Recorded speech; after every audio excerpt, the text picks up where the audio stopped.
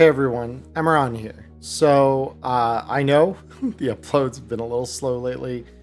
Finally, I'm going to have a little more time this week. So we are going to catch up with these How to GM episodes, and we're going to hopefully be able to produce a little for the future here, as I do have a busy October coming up. So we're going to try and get some things pre-recorded. So if you notice similar clothing or similar kind of backgrounds, things like that, that is why we may be pre-recording certain things, just to make sure that you all still have stuff from me for the next month or two here, while I'm maybe a little busier than normal on my weekends. So that said, let's address today's topic. So for today's episode, what I want to talk with you all about is a concept that your players will probably ungenerously label nickel and diming. I call it something much nicer, I think, which is placing economic pressure on them. So we are going to talk a little bit about the various methods we can use to do that, as well as some of the ways that I try to do this in my game that maybe go a bit beyond your regular material or instruction from the core rulebook or the supplemental books that we've seen released. Before we do that, I just want to thank my Patreons for the month of September. Thank you to all my patrons for the month of September. Your support makes doing what I do easier and allows me to do more with the time that I have. Thank you all so much. If you would like to support me in what I do, please join these fine people by following the link in the description below. Now back to the video. Thank you all. Now that that's out of the way, let's talk about the subject. So when I say economic pressure, what do I mean? So at its heart, and I think I've expressed this in other How to GM videos in the series, Cyberpunk Red is a survival game. It is a survival game in the sense that you obviously don't want to die. So that's kind of thing number one. Death is very possible. And when you get to death's door, the chance that you fly over that edge is not altogether unlikely, depending on how big your body is, or depending on, other factors at play. Do you have a med tech? Do you have meds? Do you have someone in your party who has like a suitable first aid or paramedic skill? The odds of you dying can go up considerably just from a lack of either role compositions in your party, skill bases in your party, or above all else, your own planning with your stats. Now, this is not me suggesting that you inform your players they should all play high body characters by any stretch of the imagination. Your players should do what they feel like is appropriate and what they want to do. But the lower a player's body, the greater the odds that they start to die. So that is survival peg number one, one's own health pool and ability to recover. So this comes in the form of things like time pressure. It comes in the form of healing pressure, where they may not want to take either as many risks because they're all still beat up from a previous gig that they did, haven't had the time to bandage themselves and recover, or they may have to deal with a combination of these and a third that we will now talk about more in detail as the main subject of this, which is economic pressure. So what is the basis for economic pressure? So the prime basis, or two bases, I suppose you could say, are your lifestyle, which starts at 100 eddies a month for kibble, and your rent, which, unless you're like me and offer players an avenue into maybe picking something a little nicer for themselves or lesser for themselves if they so choose, the odds are they're going to start in a cargo container, which costs 1,000 eddies a month.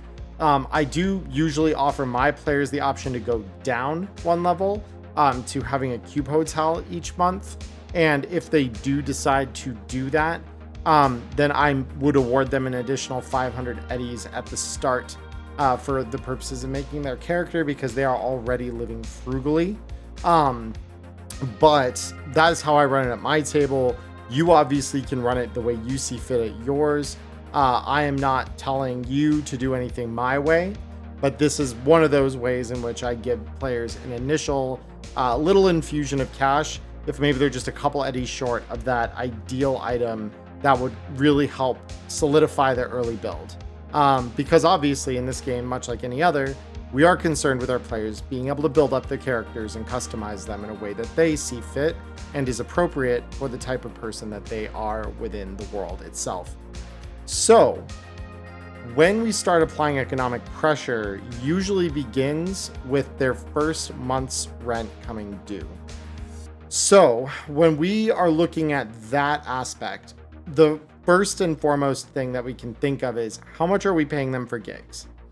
Now, at the back of the core rulebook, which I may insert over my face here for a moment so that you all can see what I'm talking about.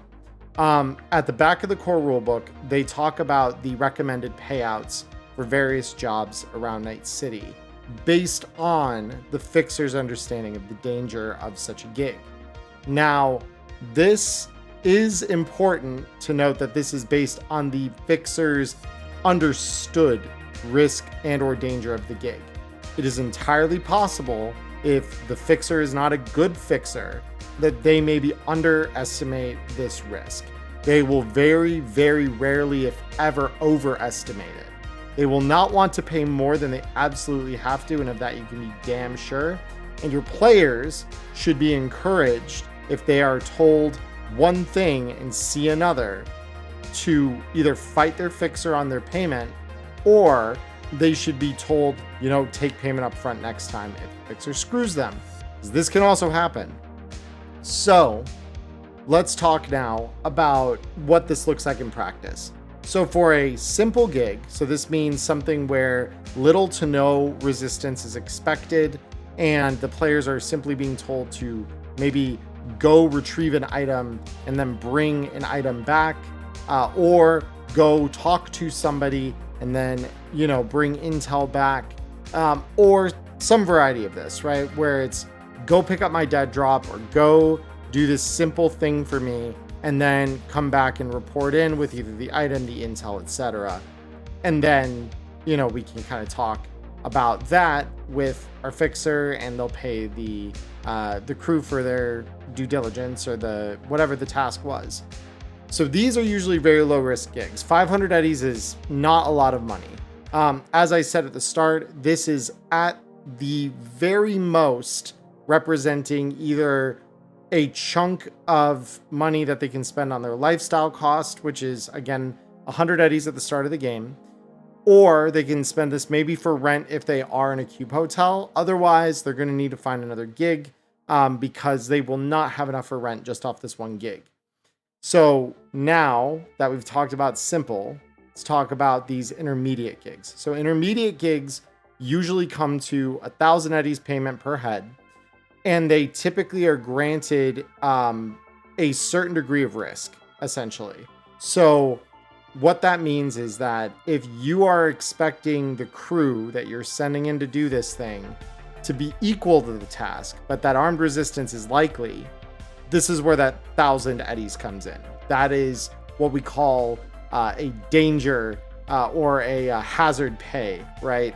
It is something that the fixer is adding to the 500 eddies that would be normally like a standard gig for them, and it is doubling that to make that more enticing to players. Now, 1,000 eddies is a lot more. That is your whole month's rent from a single gig. That's important to note. That is 1 month's rent in a cargo container for, a single gig's work. Now, it's important to note that because armed resistance in these gigs is both likely but surmountable, there's a chance that this kind of a gig will piss someone off. And this is where we get to our first principle of applying economic pressure. Once your players piss someone off, depending on how powerful they are, there is every possibility that that group or the crew that your players have just attacked or stolen from or whatever retaliates. And that retaliation can take all kinds of forms. It can either them being, coming after the players and stealing their stuff. It could involve them talking to people they know that are more powerful to come and stomp on the players. It can involve them maybe, coming by where the players live or trying to tail them to know where that is. It can even involve them maybe trying to kill the fixer that hired the players in the first place, which, if that is the case, it can lead to potentially further gigs for the players to explore, which again leads into some mission hooks for us as GMs to maybe explore as well with them. That all said, one common thread is if you made someone angry and they have the means to punch back, strike back at you in retaliation, then you may have to lay low after a gig. And there are DLCs for literally exactly this. Safe houses throughout Night City. I believe it is part of the data pack. Those safe houses are where you can hide out. But this means you're spending time. Time is money. Time that you have to spend doing literally anything other than making money is lost money. And that is where we really begin to see the snowball effect on our economic pressure.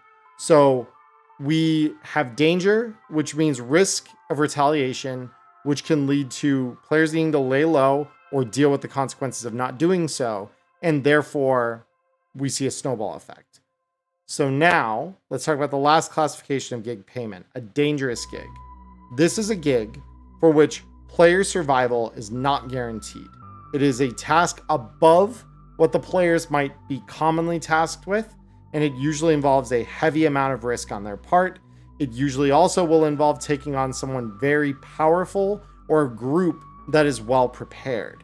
This means that if the party is going in, they're either facing overwhelming forces, they're facing well-equipped forces potentially if they are equal to them in number, and they are probably facing down at least one adversary that is ranks above them in a specialty such as a high-ranking exec, fixer, solo, or similar that has power within the city and can make their lives a living hell.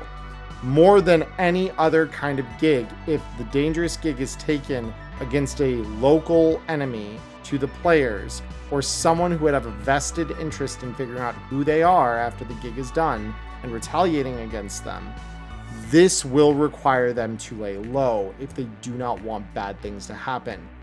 Examples that I have done in my own campaigns when players chose to not lie low, I had Militech send a hit squad to each and every one of my players' residences and torch them. And the players were given a warning by an anonymous party to allow them to run and leave their cargo containers and any possessions inside behind while they burned, were bombed, and Militech presumed to an extent that they were dead, right, until they made another move. But this places a huge amount of risk on the player's shoulders depending on who the hit or mission is against. So this, more than any other, might sound really good to them, right? 2,000 eddies for a single job? That's double my rent. That is my rent, that is my lifestyle covered, and I still have 900 eddies left over if I'm not spending that to increase one of those. Really good deal, all things said, right? Like, that is a golden opportunity for any edge runner if they survive. And that's a big, big if sometimes. And the fixer that they take this from, they better trust them, or they better at least have a reputation for not leaving bodies in their wake. For those who do not know 2077 well, Dexter Sean is one of those that I would say be very careful. They've been out of the game for a while. Why have they been out of the game a while? It deserves getting asked. So this is an important lesson that the players should try to get taught early on. We as GMs should be trying to educate them indirectly on this early on, that fixers are not always trustworthy, fixers are not always highly reputable, and not all fixers are equal in terms of their reach or the clients or jobs they've access to. So this naturally is going to lead me into our next topic. So beyond job payment and the consequences of completing certain jobs, we obviously want to get new shiny gear. Toys are important. Weapons, armor, for things like netrunners, extra tools like programs, cyberdecks, hardware for those cyberdecks.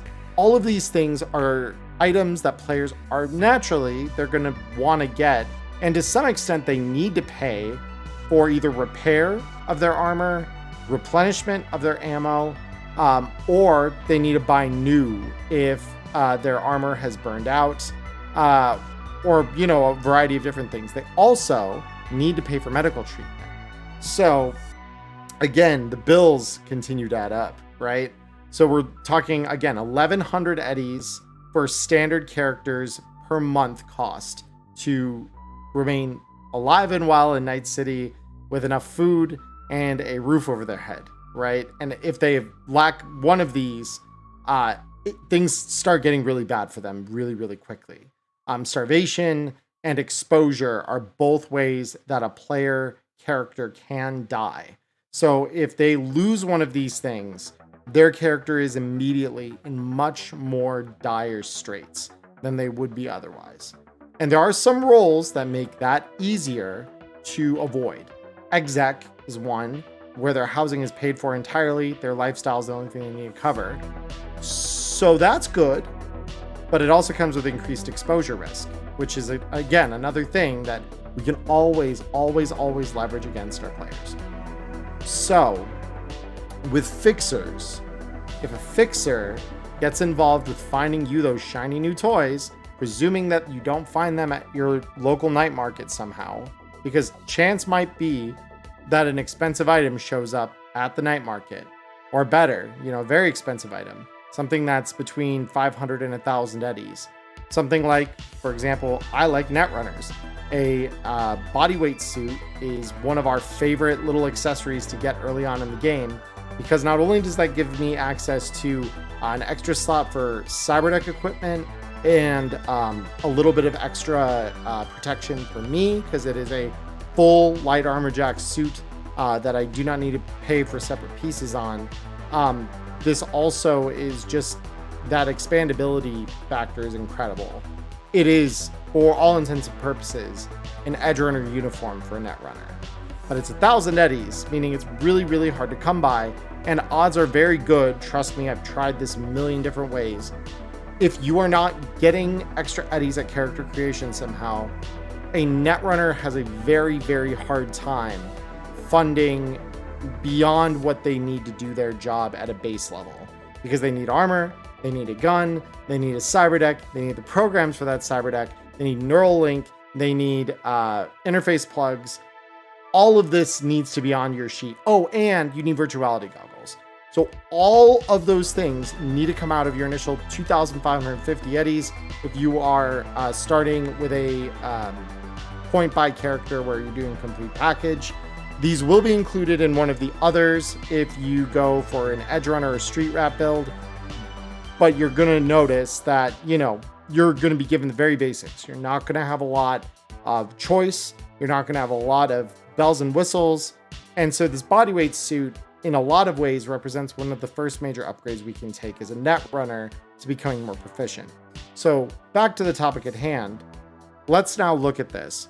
You are a Netrunner. You want this suit. 1,000 eddies. That's hard to come by. If your party has a fixer in it, like another player is your fixer, they might, I emphasize this, might be able to find you something that's 500 eddies. Well, no, they will be able to find you something that's worth 500 eddies. They can attempt to find you something more than that if it's beyond their normal reach, which is something fixers all have. So this is, again, another part of where I say not all fixers are equal. Not all fixers have the same levels of contacts. That should be somewhat obvious, but I do want to illustrate that point just a little further. So when a fixer goes out of their way, or really any Edgerunner goes out of their way to try and figure out where they might get an item, they can roll streetwise to do that. Now, I'm not going to show this table because it is at the back of Black Chrome, but I would encourage any of you to buy Black Chrome. It has a whole economics chapter that covers a ton of what we're talking about here. And players, if you are watching this video, it gives you tools to lead your GM when it comes to what do I get maybe from my lifestyle or things like that. Some things can be included in your lifestyle, and this is a good guide to give you those details. So if you or your GM has a copy of this, you'll have those details. So the first thing we need to know is that when you or a fixer tries to go find an item and it's beyond normal reach to do so. So anyone, whether they're a fixer or not, can find items worth 100 eddies or less. No trouble. You'll know a guy, you'll know the store, the bodega that you can go to pick it up. No problem. 500 eddies, you need at least a rank 3 fixer to find you those items, and they can always do that without issue. The problem comes in where now that they've found it for you, they have a finder's fee. This is not uncommon to be between 10 and 20%, depending on how well the fixer knows you. It's possible they might waive this fee for you if you are someone that they, are friends with or something, but it's pretty customary to see a 10 or 20% fee thrown in on top of this. So for those of you who aren't math wizards, that means that this 500 eddy item that you've had them go procure for you is now between 550 to 600 eddies for them just to go out of their way to find this for you. If it goes beyond that, obviously that cost starts to balloon. It's 1,100 eddies for something that's very expensive, or 1,200 eddies if it's 20%. And again, fixers are not generous people. They are not a charity. They will expect payment most times, especially if they don't owe you anything. Favors are currency in some cases, and this is one where that can help you. So if your players haven't incurred any favors, this is, another 10 or 20%. They get tacked onto the item. And now they might start having to choose things, right?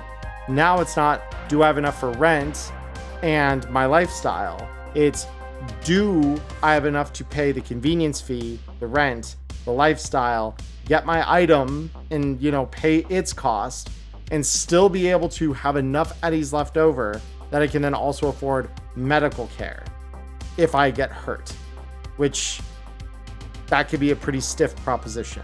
Obviously, they can be stabilized again by someone in the party if the skills are there. But if you are playing with a bunch of low-tech characters, this might be a not so viable proposition. They may not have someone who can patch them up, which necessitates them going to a hospital, a Ripper Doc, or some other clinic where this can be done. And that involves payment. These payments are detailed in a combination of different sections in the core rulebook.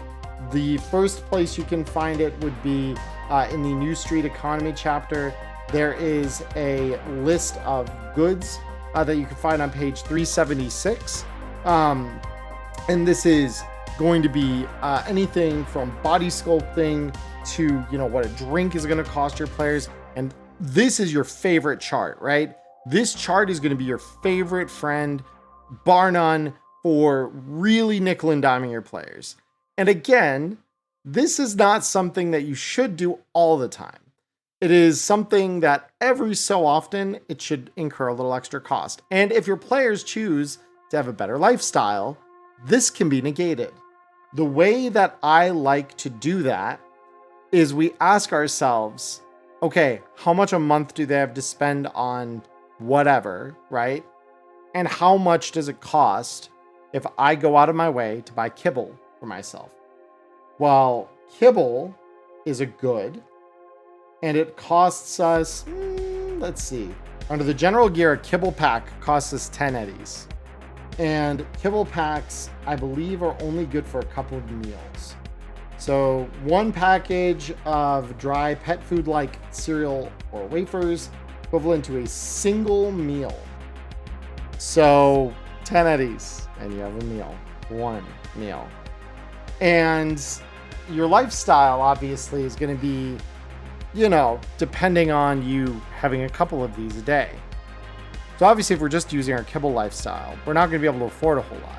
I believe that the book describes it as you can go out for like one nice-ish event, like a not even nice really. Like you can go out to a bar once a month and not worry about the drinks.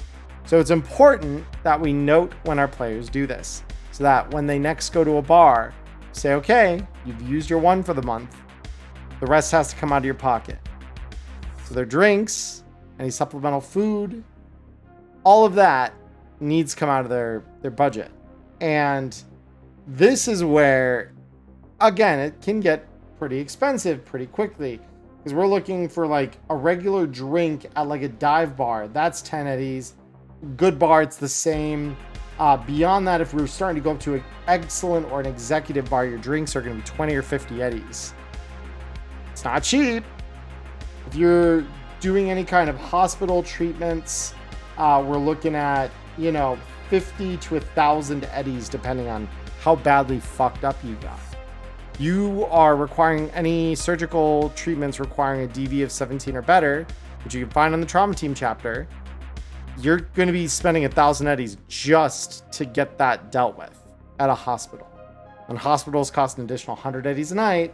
And I know you can see where this is going. It costs a lot of money to get patched up. So we have now, let's say we have our one dangerous gig, right? One dangerous gig. Let's say before this is our first gig. We've got our ammo from character creation. We've got our armor at full health from character creation. We've got our character in perfect condition, because again, they're fresh out of character creation. And all of the elements for our equipment are what they need to be. We've got our netrunners got their cyber deck and the programs they need to net run. Our tech has their tech tool and the skills appropriate to use it. Your med tech has their air hypo and a variety of different drugs like speed heal that they can inject into the players that are suffering. Now, let's say in the course of this discussion here, let's say any one of those are missing, right? Let's say, for example, because I think this most clearly illustrates how important this is. Let's say a med tech's not there, right? So you don't have a med tech. What do? Well, without a med tech, you don't have access to the surgery skill. Full stop, no surgery. So any injury you might take requiring surgery of any kind, off the table for you not to spend money on. You need to spend money on those things. If you want to implant new cyberware, surgery is a part of that as well. So that is another added cost to improve our character. So let's say in this dangerous gig, we sustain an injury. Maybe it's not the worst, maybe it's only a DV15, right? So DV15 injury that we sustain, we suffer some bad foreign object, or maybe we break a rib, right? And we then go to, do our gig. We go on to expend some ammunition. Our armor gets beat to shit because, again, overwhelming forces, and we didn't do this particularly delicately. So our armor is maybe half SP by the end, 5 or 6 SP remaining at the end.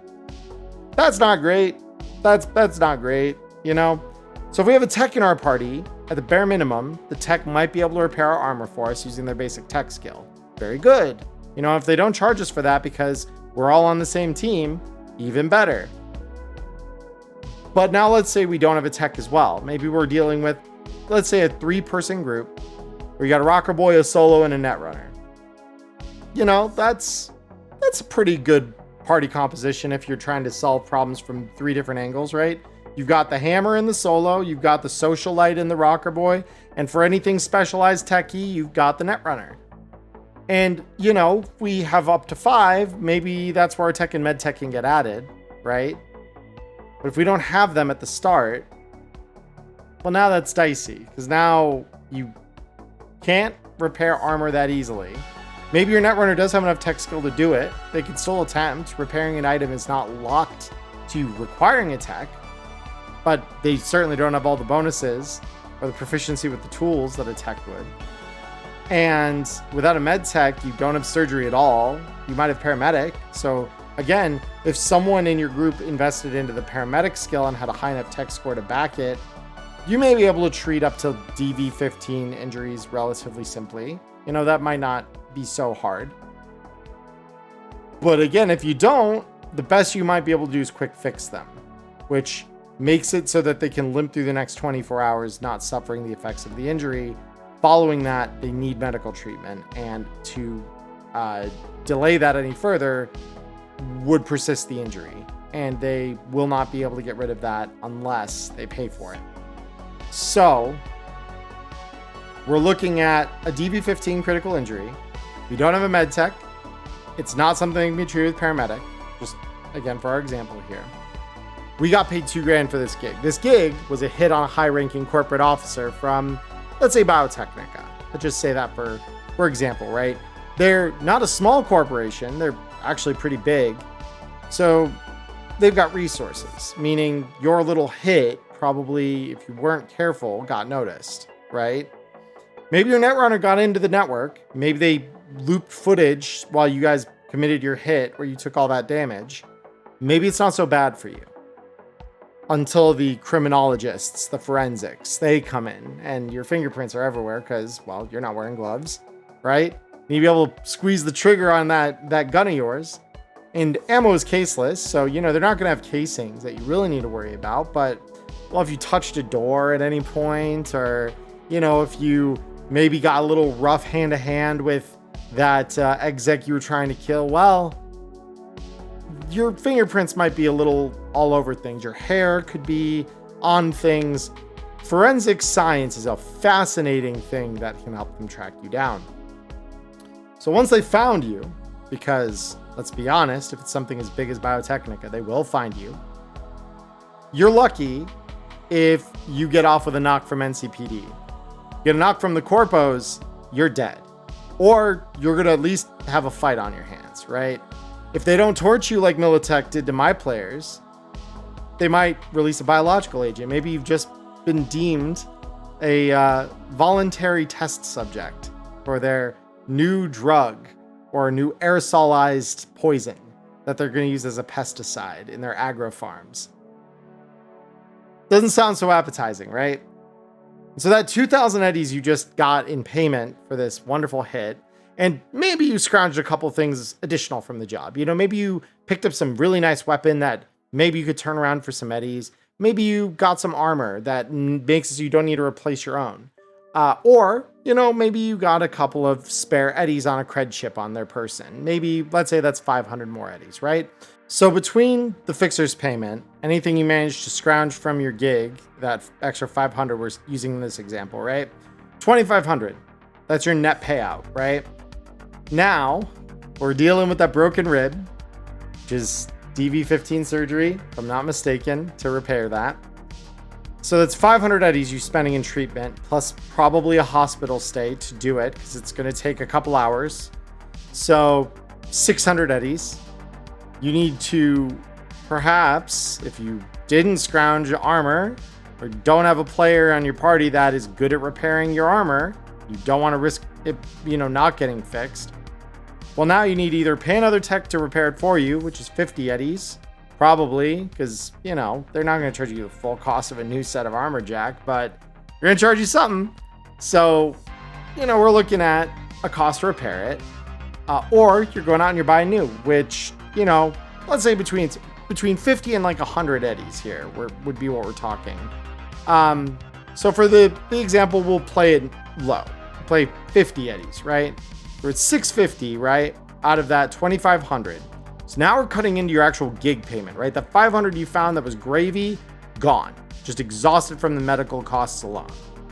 Your payout from the gig now is 50 eddies less than it was before. Actually, no, it is 150 less because we've lost 650 eddies so far. Now, let's go one step further. So now that we had to lie low for the remainder of this month, right? Or at least for a week or two to maybe avoid the unfortunate circumstance of being tested on by Biotechnica. Well, now rent's due. Rent is 1,000 eddies plus 100. So our 1,850 net from that gig has now been reduced to just 750 eddies. And maybe we wanted our fixer to go out and find us something nice. Maybe something a little expensive, right? Well, now we're down to, let's say that fixer doesn't know us very well. It's 600 eddies that just down the drain. We are at most left with 150 eddies after all of this is done. There are ways your players can try to earn more, which involves like gig work or something like that. But again, if you're laying low, that might draw attention to you. It always has the shot to, right? There's always a chance. So this 2,500 eddies, and again, this assumes we were able to find 500 eddies worth of extra stuff. If we weren't particularly good at looking for it, didn't see the things in the room or didn't have the time to stick around and find out because the NCPD was well on their way when the alarm tripped, we just had our 2,000 to use. Well, between our medical costs, the cost of repairing our armor, and the costs of our housing and our living expenses, you're talking 650, followed by another 1,100. So you're down to 250 eddies. You don't got nothing. That's maybe enough to buy you some ammo for the next gig, right? You're talking basic ammo, that's 10 shots for 10 eddies. You know, maybe we've got a fairly low cap mag, right? Maybe our mags are only, 8 shots each, I think is what a heavy pistol uses. So we need 2 to 3 mags worth of bullets at the end of that. 30 eddies. All right, fine. That's reasonable. If we're solo and we chew through ammo faster than we do kibble, we're probably going to be looking a little more. If we want anything nice, like, I don't know, armor piercing ammo, well, now that just got a little more expensive. That's 100 eddies per 10 rounds. And if we've got a high cap mag of some kind, like what comes in most assault rifles, that's a couple hundred eddies to replenish that with all AP, So we might not be able to afford the AP. We might just need basic. And by the end of it, we're almost back down to where we started at the start of the month at 0. Economic pressure, it adds up. So I hope that this maybe illustrates for all of you out there what it looks like when your players can experience economic pressure. Now, it is worth saying, not every gig is going to end up this way. Obviously, the gigs that pay out 1,000, sometimes that lower risk profile is worth it. Sometimes that means the hitter coming for you, you can deal with yourself. Or maybe they're too cowardly or ineffective to find you in the first place. So that fight that we're talking about, that fight never happens, right? 1,000 eddies is now going to go a little further. And you can find work quicker right after, right? Or shortly after, because it's not a major corp coming for you. It's maybe some low-level gang in your local area. Or maybe it's one of the more established ones that we know about. But even then, are they really going to worry about little old you? You're some low-rep edge runner. You're no one, right? They might not even know who you are, and therefore they may not know where to find you. They may not have the people or care to pay the people to find you. The resources may be worth more to them unspent on you than they would be if they spent them. It might cost way more to find you than you've taken from them. That's always a consideration. So, at the end of the day, this is how we can kind of creatively nickel and dime. There is one final thing I do want to add. Transport. Transport is fickle. Again, do you have a Nomad? Nomad's got a car. Very cool. You've got a Nomad, it's very great. You've got your own little transport around the city. Or at the very least, maybe you have a jet ski that can ferry you around between the bay. But if you don't have a Nomad, now you're paying for transport. And transport is, well, it's not cheap, Transport is one of those things where you're probably going to be spending about 100 eddies probably to get from A to B, especially if you're traveling through large distances in the city. They've got something in here called professional services good, right? It's 100 eddies per hour that you're spending. Now, obviously, that's probably enough to get you and your whole crew to wherever you need to go. But you need to meet your crew there to begin with. So you need to either hire that or pay for transit. And the metro doesn't go to the combat zone. And that's where the best gigs can be found most of the time. You have to choose. And that's always the fun part, is the choosing. So I hope this all helps you GMs kind of figure out new and creative ways that your players might be stressed financially and unable to maybe pick up enough money by the end of the month to pay for everything they want. You always want them to have something just out of reach to aim for. And that applies even when they can buy something nice. you know, sometimes the most inconvenient things can come up right then and there. They have to choose. And those choices matter. The reputation might depend on it, right? And the reputation is worth more than any gun or piece of armor or equipment they could have their hands on. So, yeah, that's going to pretty much do it for me this week, guys. So again, as always, leave any comments down below. If you have any questions for me about this topic, I, again, would welcome them. I am more than happy to answer them, as many as I can, down in the comments below. Again, a lot of my information for this video has come from either Black Chrome, the core rulebook, or the data pack where you can find some of those hideouts. So I would highly encourage you pick up, at the very least, if you haven't bought the core rulebook, this is a very weird conversation we're having because you probably just have easy mode.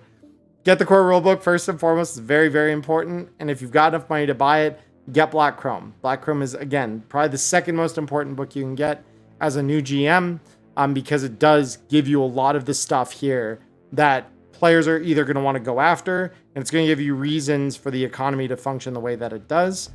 And once you have those things rolling, you know, then maybe you add the safe houses. But safe houses are a dime a dozen. You can come up with your own if you just get a little creative.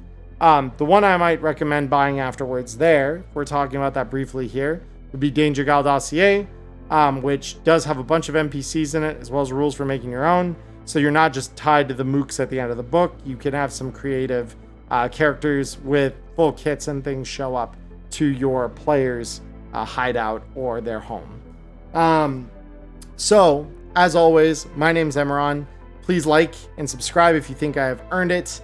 I hope you have a wonderful morning, evening, or afternoon, wherever you are in the world. Stay healthy, stay safe, and until we talk again, peace.